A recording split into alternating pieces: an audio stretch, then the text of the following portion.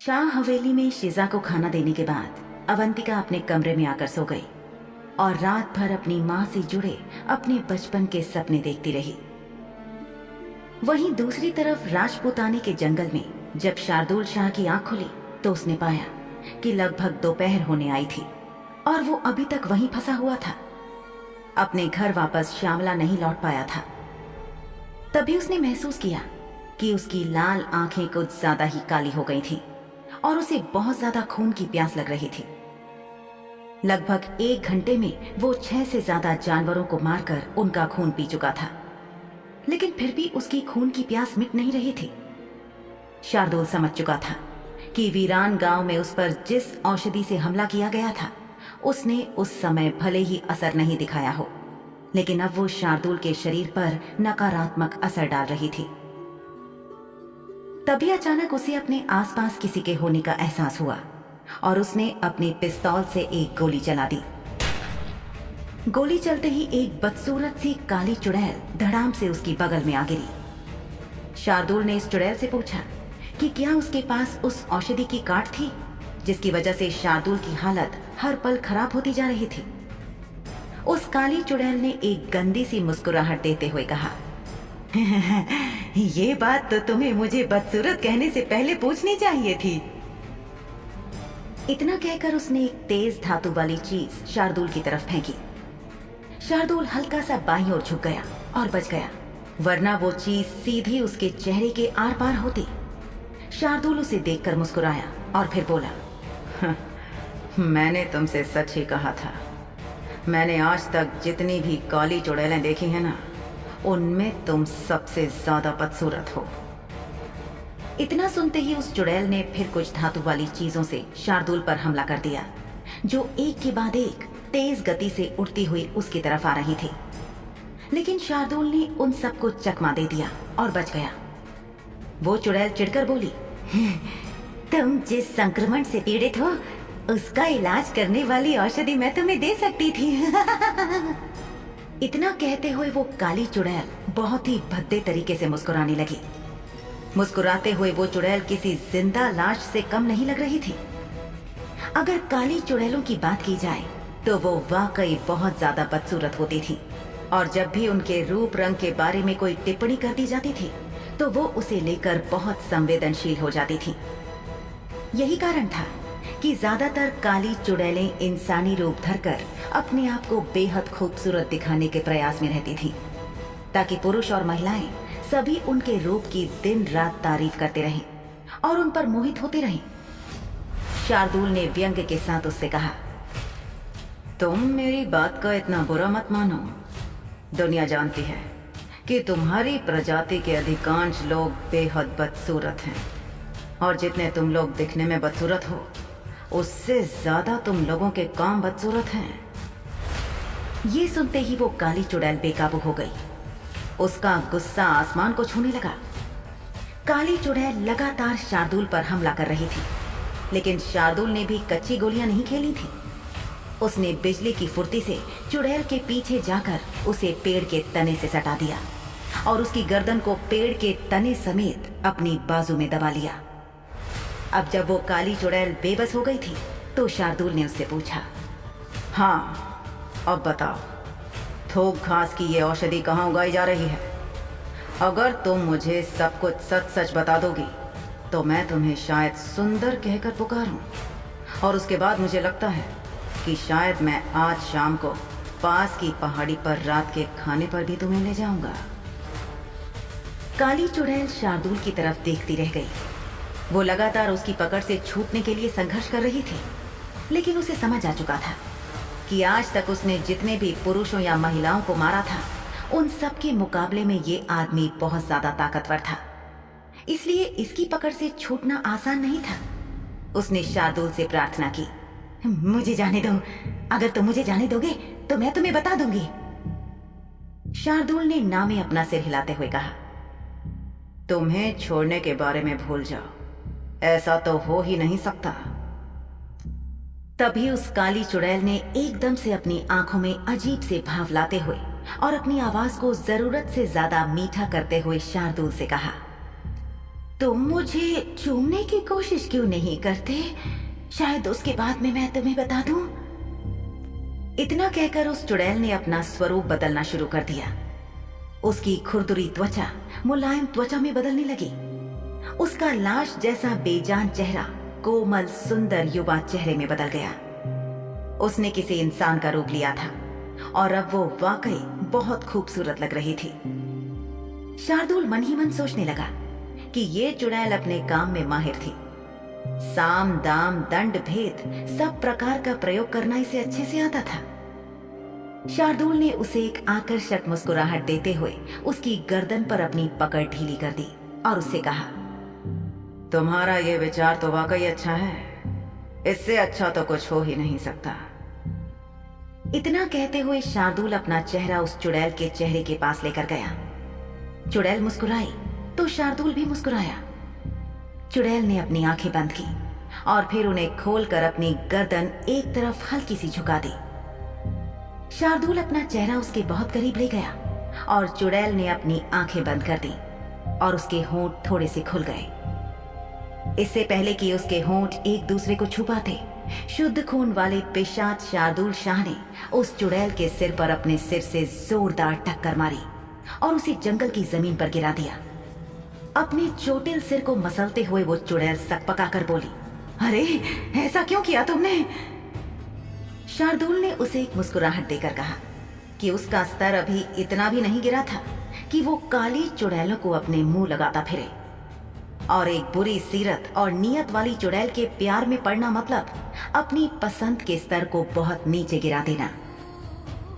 ये कहते हुए उसने उस काली चुड़ैल के माथे के ठीक बीच में निशान लेकर गोली मार दी। गोली उस चुड़ैल के सिर के सामने के हिस्से में छेद करते हुए पीछे से निकल गई और उस काली चुड़ैल की त्वचा काली धूल बनकर हवा में उड़ने लगी। शार्दुल ने चैन की सांस ली ही थी कि ये आखिरकार काली चुड़ैल मर गई थी, लेकिन तभी उसे हवा में सीटी की आवाज सुनाई दी। वो फौरन समझ गया कि कुछ और काली चुड़ैलें इस तरफ आ रही थी। वो फौरन एक बड़े से पेड़ के तने के पीछे छुप गया। उसे नहीं पता था कि एक साथ कितनी चुड़ैलें इस तरफ को आ रही थी। वो बीमार था क्योंकि उसके शरीर में भ्रष्टाचार का असर लगातार बढ़ रहा था और उसके पास पिस्तौल की गोलियों की भी कमी थी। ऐसे में उसने लड़ाई की तुलना में पेड़ के पीछे छुपकर आश्रय लेने का फैसला किया। तभी उसने देखा कि दूर से एक काली चुड़ैल चली आ रही थी जो बहुत कुरूप थी। वो एक दूसरी औरत को उसके बालों से घसीट कर लिए आ रही थी। शार्दुल ने फौरन अपनी पिस्तौल खोलकर उसकी जांच की, लेकिन वहां सिर्फ एक ही गोली बची थी। बेशक वो फिर से गोलियां भर सकता था, लेकिन चांदी की गोलियां बनाना इतना भी आसान नहीं था। इन गोलियों को तैयार करने की प्रक्रिया जटिल थी और उसमें काफी दिन लगते थे, और क्योंकि शार्दुल ने ये गोलियां खुद अपने हाथों से बनाई थी, इसलिए वो ये बात भली भांति जानता था। एक आह भरते हुए उसने इस काली चुड़ैल पर निशाना साधा। जंगल में एक बार और गोली की आवाज गूंजी और वो काली चुड़ैल जमीन पर गिर गई। उसका शरीर धीरे धीरे काली धूल बनकर हवा में बिखरने लगा। शार्दुल पेड़ के तने के पीछे से निकलकर सामने आया और उस जगह गया जहां वो महिला, जिसे बालों से घसीट कर लाया जा रहा था, जमीन पर पड़ी थी। ये महिला डरी हुई थी और शार्दुल से दूरी बनाए रखने की कोशिश कर रही थी। महिला की कातर नजरें शार्दुल के चेहरे पर जमी थीं और उसे देखकर लग रहा था कि जैसे वो उम्मीद कर रही हो कि शार्दुल उससे पूछेगा कि क्या वो ठीक थी। लेकिन इसके बजाय शार्दुल ने उससे कहा कि अगर वो फिर से किसी का शिकार नहीं बनना चाहती तो वो औरत वहां से फौरन निकल जाए। शार्दुल ने उस औरत के खड़े तक होने का इंतजार नहीं किया और वो उस महिला को वहीं बैठी हुई छोड़कर वहां से चला गया। कुछ ही देर में वो जंगल में पेड़ों के पीछे गायब हो गया। वो महिला वहीं बैठी हुई शार्दुल को जाते हुए तब तक देखती रही जब तक कि वो दिखना बंद नहीं हो गया। उसके बाद वो महिला खड़ी हुई। उसने अपने आंसू पोंछे और उसकी डरी हुई गमगीन आंसुओं से भरी आंखें सामान्य हो गईं। उसकी भूरी आंखें अभी भी उसी दिशा में देख रही थीं जिस तरफ जाकर शार्दुल गायब हो गया था। उसके भूरे लंबे बाल हवा में लहरा रहे थे। फिर उसकी नजर जमीन पर पड़ी, उस काली चुड़ैल की लाश पर पड़ी जो आधी से ज्यादा हवा में धूल बनकर बिखर चुकी थी और बाकी भी धीरे धीरे बिखरना शुरू हो चुकी थी। उसने अपनी नजरें फेर ली। उसके चेहरे से स्पष्ट था कि उसे शायद ही उस चुड़ैल की मौत से कोई परेशानी थी। वो फिर से शार्दुल के जाने की दिशा में देखने लगी और कुछ सोचने लगी। अचानक उसे याद आया कि क्या ये वही आदमी तो नहीं था जिसे उसने अपनी प्यारी बेटी शिजा के आसपास तब देखा था जब वो कुछ समय पहले अपने गांव गई थी। हैरानी से उसका मुंह खुल गया और उसकी सांप की तरह 2 हिस्सों में बटी हुई जीभ उसके मुंह से बाहर निकल आई।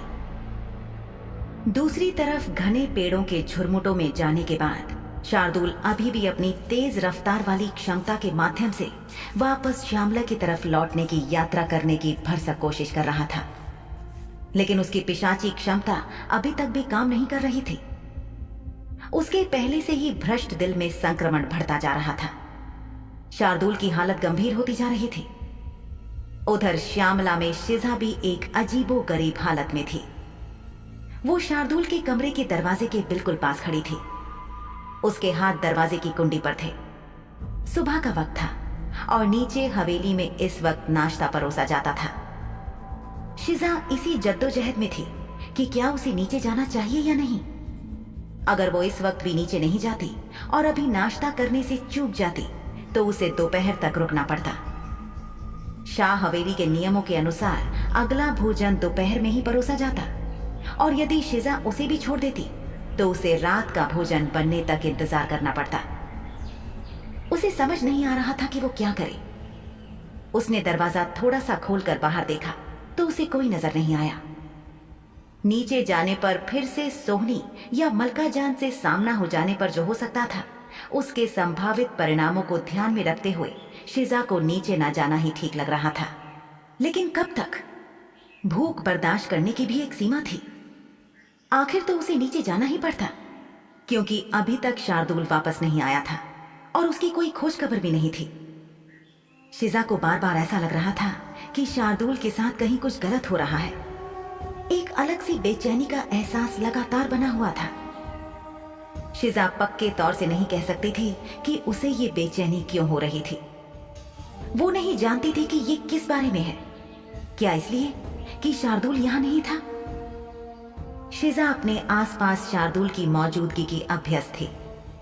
शार्दुल ने उसे पहले और परेशान करने की कोशिश की और फिर उसने स्वीकार किया कि वो शिजा को पसंद करता था। हवेली में शार्दुल की अनुपस्थिति के कारण ये जगह शिजा को पहले जैसी महसूस नहीं हो रही थी।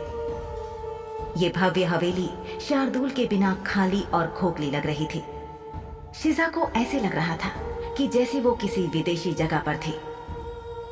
माँ और बेटी यानी सोहनी और उसकी माँ मलका शिजा को परेशान करने का कोई मौका नहीं छोड़ने वाली थी।